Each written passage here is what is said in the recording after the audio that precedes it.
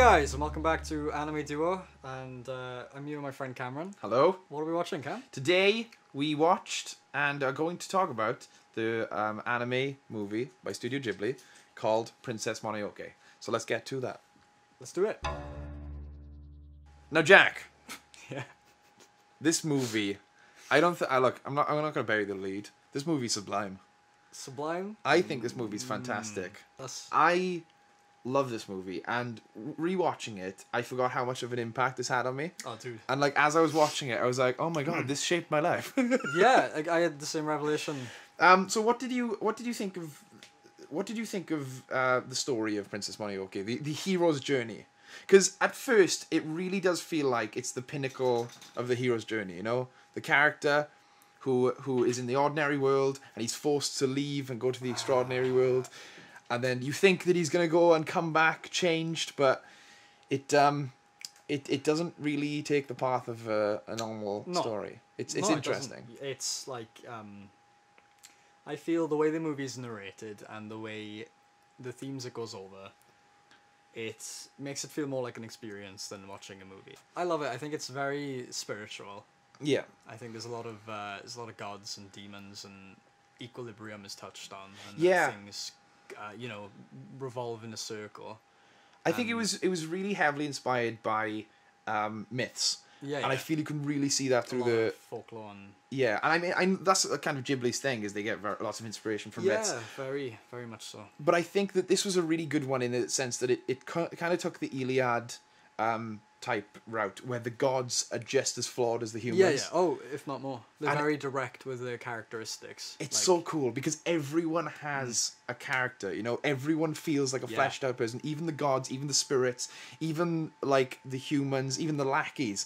Like if you think we'll go into characters a bit more, but like even the little like side parts, they all feel fleshed out and real. I think it ties into the world as well, because usually when you have a movie about a journey, they go to so many places and they all kind of blend together, and you just know about the actual core, what's going on in the group. Yeah. But with this, the world just feels fleshed out without fleshing anything out. Yeah. It just feels busy. And I think I like that. One of the best things they did is it's a journey, and it certainly is, but it really doesn't go a lot of places. You know, you have very direct route, isn't it? Yeah, and you feel like you never feel like you're lost in the movie. Yeah, you know exactly where you are in conjunction with everywhere else. That's a you very know, good point. It's like they talk about the forest, and they talk about the forest very specifically. And when he's in there, you're like, this is a big deal because that's the forest they were talking about and everything. And I really feel this movie does a really good job of taking you on that journey and like showing you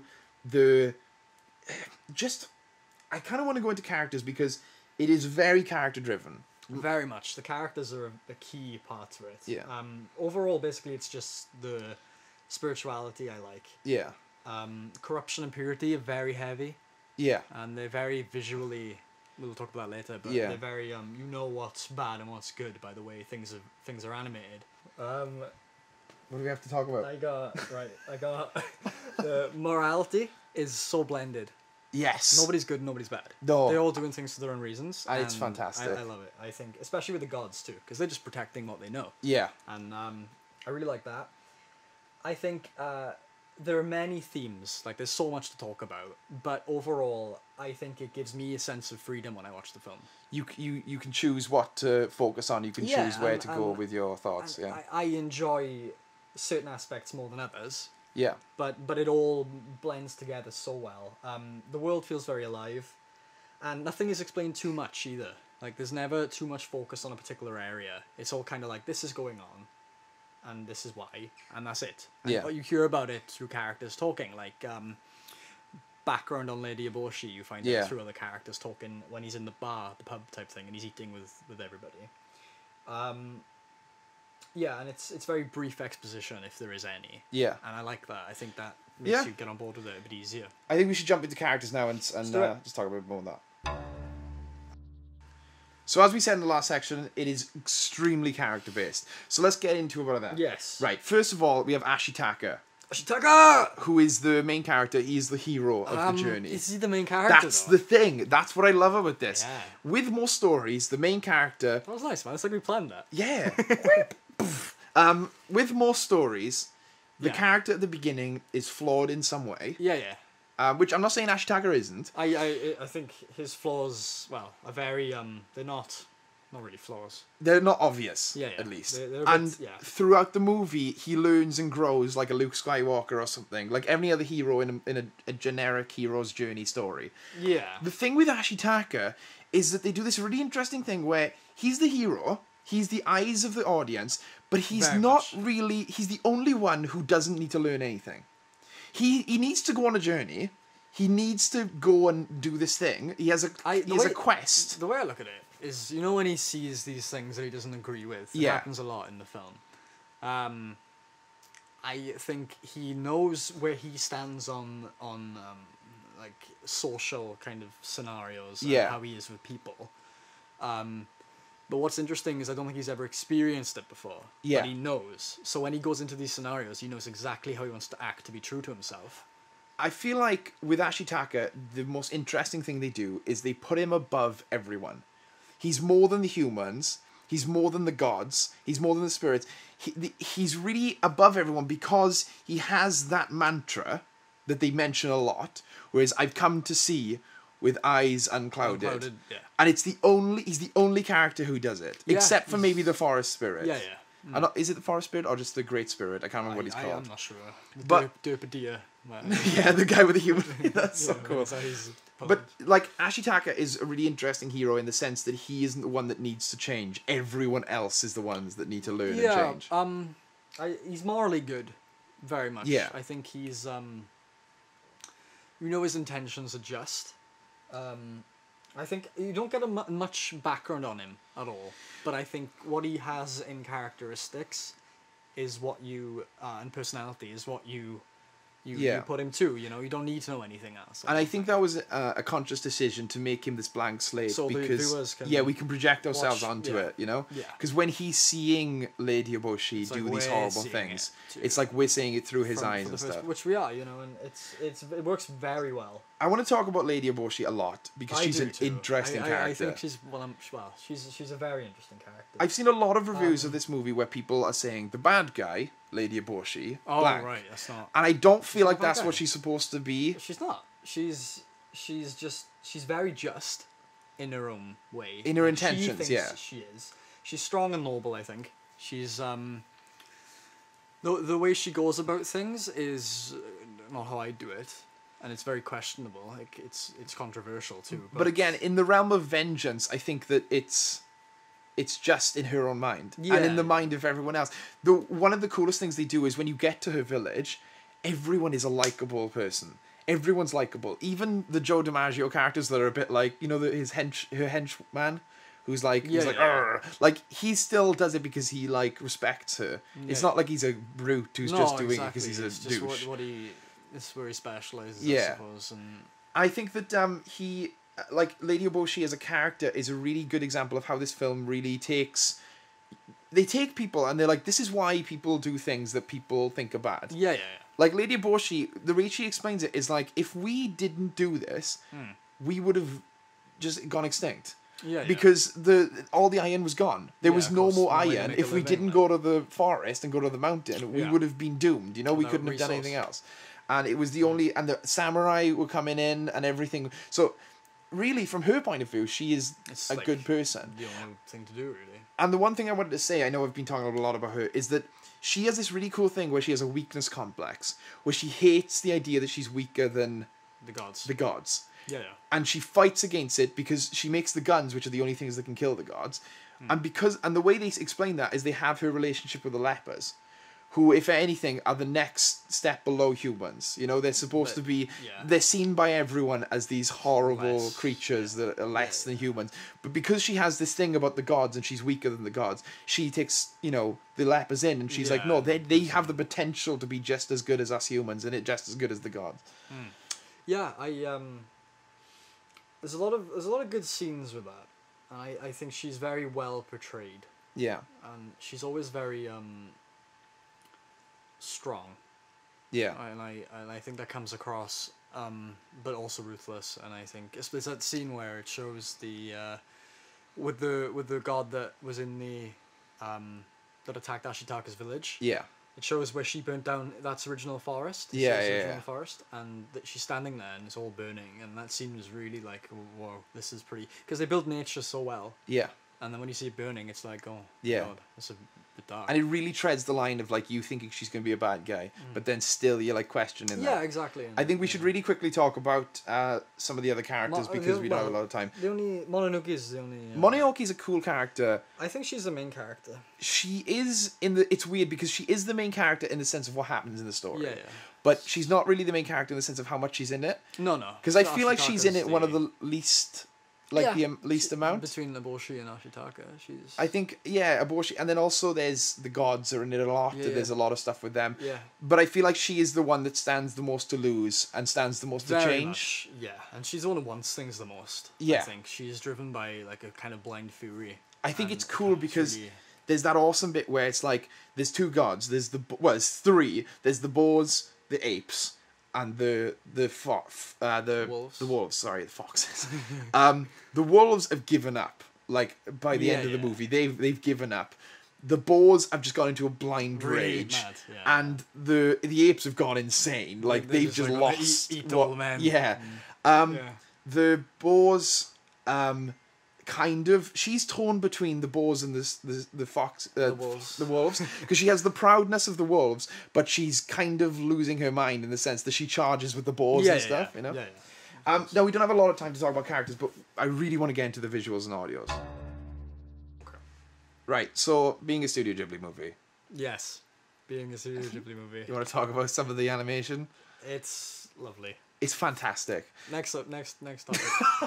This movie, there's not much to say because of how good it is. I like it because fire looks really destructive, water looks really clean, and it's everything parallels and A lot of people don't like what Studio Ghibli do, where they take spiritualistic ideas and they visualize them because it makes people think it makes it too obvious. But I think that's really interesting. I like it. Because if you think like the way they visualize hatred is so cool, where it starts growing Yeah, on the it gods bubbles, and yeah, it like grows and it like It's infects you. tenderly, isn't it? And it's, Yeah.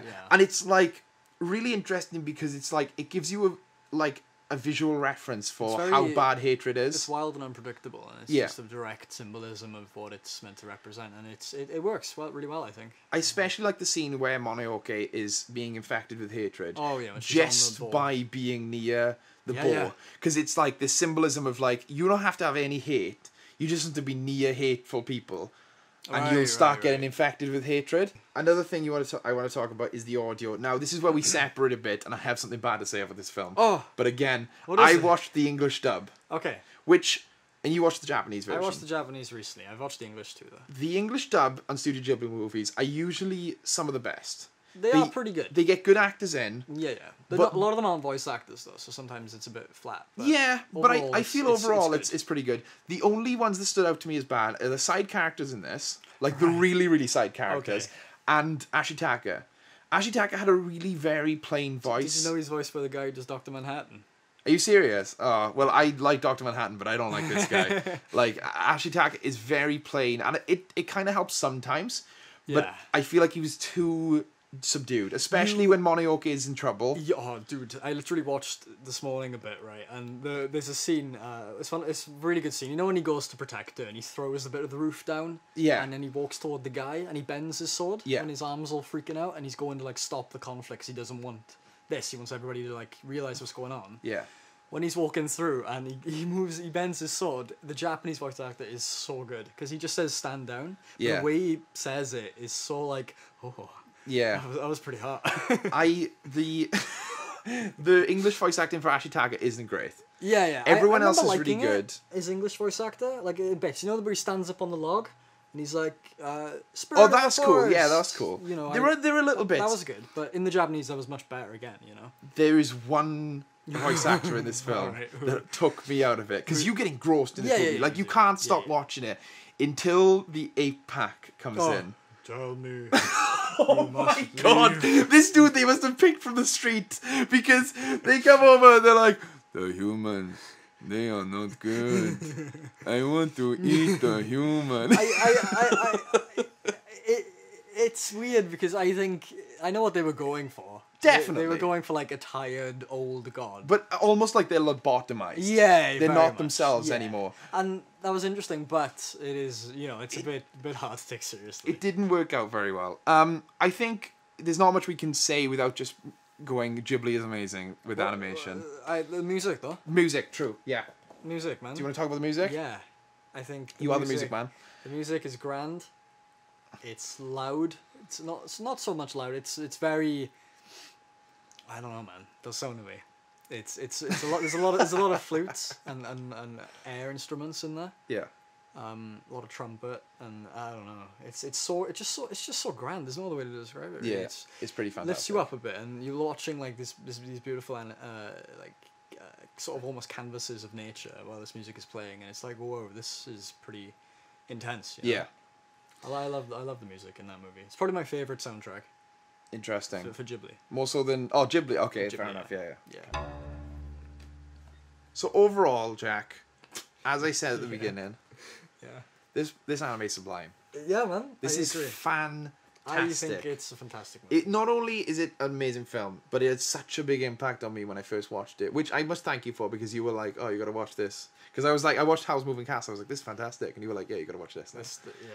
Yeah. The movie, it has such a big impact on me in the sense of like morality, you know? Of course. Yeah, like, I think... I love Ashitaka's thing about like how before getting mad, because there's the visual representation of his arm every time he gets mad, but he makes sure before he gets mad, he always assesses the situation, and he's like, where are these people coming from? Yeah. It's like everyone hates Lady Ibushi, and everyone hates the gods, you know? And the only reason he doesn't is because he knows exactly where the both parties are coming from. Yeah, he knows exactly. why both of them are mad. Yeah. And that's why he saves Ibushi at the end, you know? Yeah, and I like it. I never used to. When I used to watch the movie, when I first watched it, I was like, oh, I didn't. She's a bad person. But when I watched it as I was older, I was like, nah, she's got just intentions anyway. It's just the way about it is a bit questionable. But I love Ashitaka. I think he's fantastic. I love the scenes where he speaks really passionately about things. Yeah. Because it's such like a... does it so well. And I think one of the best things is that throughout the entire movie, he's like kind of this silent guy. He's this kind of like watcher, you know? And when he speaks, you know he has something to say. Of course. And that's what makes it a little more powerful, I think. Yeah. I think this is going to be the first one. I don't know if I've given it one before. I think this is going to be the first 10 out of 10. I can't think of anything wrong with this movie. The pacing is slow because it needs to be slow. The music is phenomenal. The characters are great, and the voice acting is only bad in the English dub, which we can't shout at the original. Right. And like everyone's good in the English dub except for the fucking apes and Ashitaka, because the apes are just like, I want to eat him. Where is the human? The human. I don't like him. Let me eat him. Want to eat the man. So I think it's 10 out of 10 for me. 10 out of 10. That is big praise, man. Yeah, I can't think of anything wrong with it. I'm gonna have to give it a 0.5. You know, I saw her come in. What's wrong with it? With all those opinions that you were throwing everywhere, I saw her come in. It's the worst film I've ever seen. So bad. Worse than The Tree of Life. I don't know. I've never seen that film. Nothing's worse than The Tree of Life. Right. Yeah, I think this movie is superb. I think it's very, very good. Yeah. I don't know if I'd give it a 10. Because Howl's Moving Castle is my favourite Ghibli, right? I know that. But that's my favourite because of how it made me feel at the time of watching it. Which is something I can never give to anyone because it's how I felt at that time when I kind of needed that movie, you know? But that movie would be a 10 for me because it is my favourite movie of all time. So I'd have to put this... I'd give this a 9. Yeah? Yeah. That's still an amazing... I love it. I love the soundtrack more than Howl. I think the themes are they're darker than a lot of Ghibli. Yeah, a lot of movies in general. Yeah, and it's very close to human nature, very close, and it captures it in a light where anyone can change, and I think that's a very important message to give people. Yeah. For bad or for worse, you know, but it's such a hard hitting movie, and I feel such a connection to it because there's a lot of things I can relate to in the movie, and there's a lot of things I admire in the movie with characters and with ways of thinking, and it's the philosophy of the movie is something I strongly agree with too. Yeah, like spirituality and things. I think it's a very, important important thing. So that's why I'd give it a 9, because there's so many things that hit me in just the right spot with that film. And when I was watching it earlier, I was like, oh my god, I've forgotten how great this movie is, you know? Because I was like, yeah, it's a really good movie, and I'll recommend it to anyone, but only when I watch it, I remember why. And the I'm like, specifics. Oh, yeah, so many good scenes in it too. I think that we're gonna go to find out what we're gonna watch next time. But I think closing thoughts. Watch this film. Yeah, because definitely. I think this film is God bless. very. God bless. God bless. I think this movie is a very important movie to watch. Yeah. Yeah. So next time. Yes. You chose Princess Mononoke. I did. Now. What have you chose? I've chosen. No, you don't. I've chosen something different. No. What? We're gonna watch Family Guy next time. No. That anime is too good for this show. It's too Japanese. Far too Japanese. I think I wanted to watch something that is very 180 degrees change of pace. Oh shit! From Mononoke? Yes. Or in general? In general, from everything we've watched, but especially Mononoke. We're watching The Lion This King. one is going to make you... Have I made that joke? I'm sure I've said we watched. I think you watched the... Yeah. I'm not running out of material. This one hopefully is going to make you think as well. It made me think, and it made me change how I question morality and stuff. Okay. But in a very different way. Okay. It's a comedy. Okay. Which is not Princess Mononoke. It's not. We're going to be watching the first 3 episodes of the anime My Little Monster. My Little Monster? Yes, which is the first teen high school anime we've watched, I think. Yes. Back to school. Fuck yeah. My Little Monster, it's on the UK Netflix. If anyone wants to watch it in the UK, I'm sure it's on the US Netflix as well. Yeah. But yeah, we can check it out. First 3 episodes. Well, it's one of my favorite animes of all time. Is it? Yeah. That's Which you're going to be like, why? But I'm going to explain it to you next month on Animate. Yeah. Thanks for watching, guys.